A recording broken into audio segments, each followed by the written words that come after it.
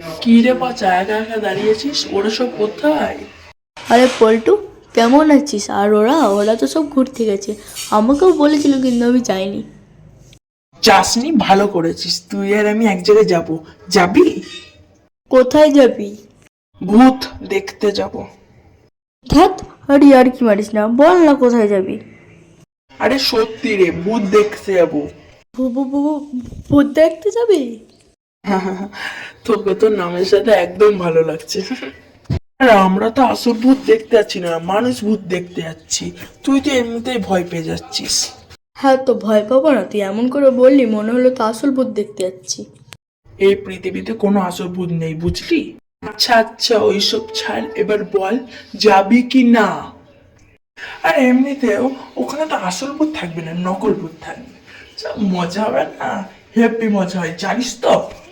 হয় নাকি? তাহলে তো আমি যাব। তাহলে চল আজকে সন্ধ্যাবেলায় যাই।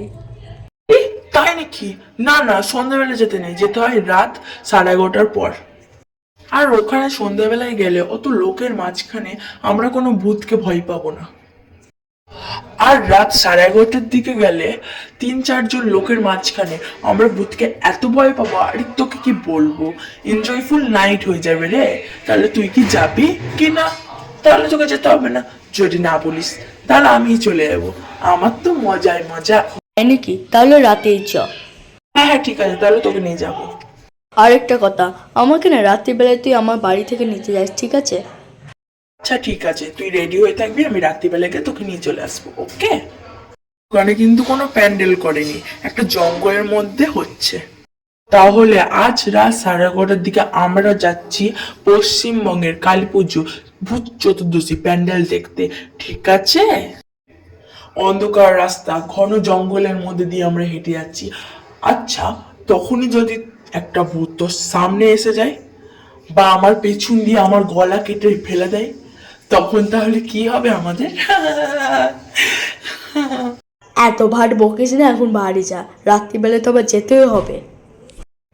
হ্যাঁ হ্যাঁ, ঠিক আছে, আমি বাড়ি চলে যাচ্ছি। রাত্রিরে দেখা হচ্ছে, ঠিক আছে? তারপর তাদের টাইম অনুযায়ী 11:30 বাজার সময় তারা পশ্চিমবঙ্গের ক্লাবে চলে গেল। তো এ কি, এখানে মাত্র দুজন, তাও আবার দুজন দুপাশ দিয়ে প্যান্ডেলে হেঁটে যাচ্ছে।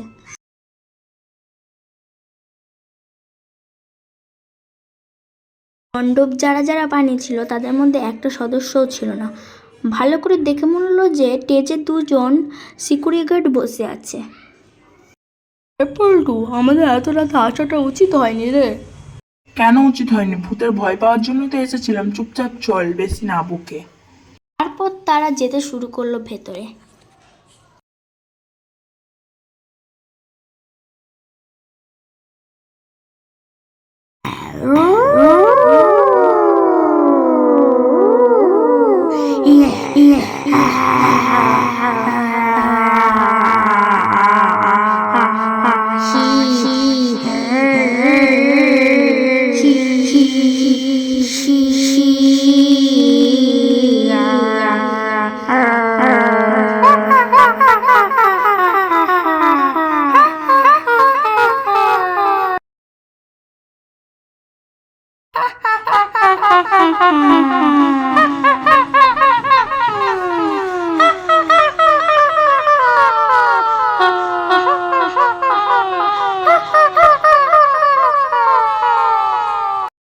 এ পল্টু, দেখ ওইদিকে কে সাদা কালারের শাড়ি পরে যাচ্ছে রে। আরে, ওটা তো ভূত। ও ভূত দাদা, ও ভূত দাদা, আমাদেরকে একটু ভয় দেখিয়ে যাও ভূত দাদা। তারপর ওরা ওই ভূতের পেছু করতে শুরু করলো। ওই ভূতের পেছু করতে করতে ওরা গভীর জঙ্গলে ঢুকে পড়লো। ওখানে গিয়ে ওখানে আর কোনো ভূতকে দেখতেই পেলো না। তারপর ওদের চোখ পড়লো গাছের মধ্যে কে যেন একটা ঝুলছে। দেখছে একটা ভূত ঝুলে আছে গাছের মধ্যে। আরে কি, এখান থেকে তো আরেকটা ভূত চলে এলো। আস্তে আস্তে এখানে কতগুলো ভূত চলে আসছে। এখানে এক এক করে এতগুলো ভূত চলে আসছে যে আর কি বলবো। চারিদিক দিয়ে ওদেরকে ঘিরে ধরে নিচ্ছে ভূতে।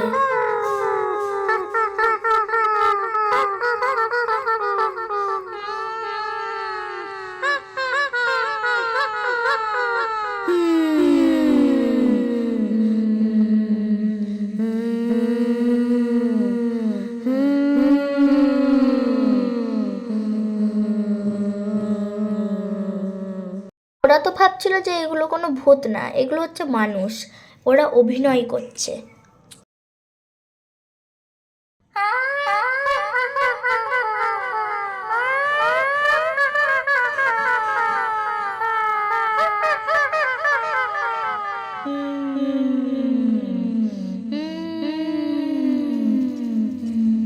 তারপরে ওরা দুজন বুঝতে পেল যে এগুলো কোনো মানুষ না, এগুলো সব ভূত। তারপর ওদের গোটা চারিদিক থেকে ওদেরকে ভূতে ধরে নিল।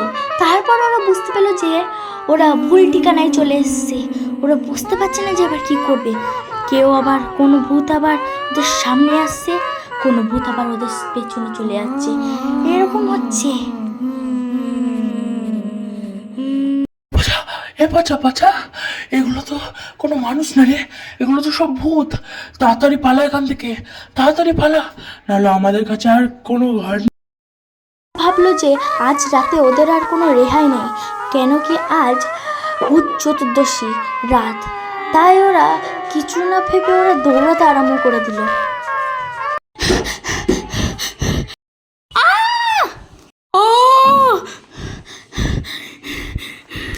কি হলো, চিল্লালি কেন? মা, আমি একটা বাজে স্বপ্ন দেখেছি গো মা, বাজে একটা স্বপ্ন দেখেছি। ও, সে তো তুই দেখবি, বেলা 11:30 বাজে, তুই এখনো পরে পরে ঘুমাচ্ছিস, তাড়াতাড়ি ওঠ। তার মানে কি এটা স্বপ্ন ছিল? ও, ভালো হয়েছে স্বপ্ন ছিল, না হলে আজ আমাদের কি হতো। তো বন্ধুরা, আজকে এতটাই গল্পটা থাকুক, পরে আবার দেখা হচ্ছে নেক্সট ভিডিওতে।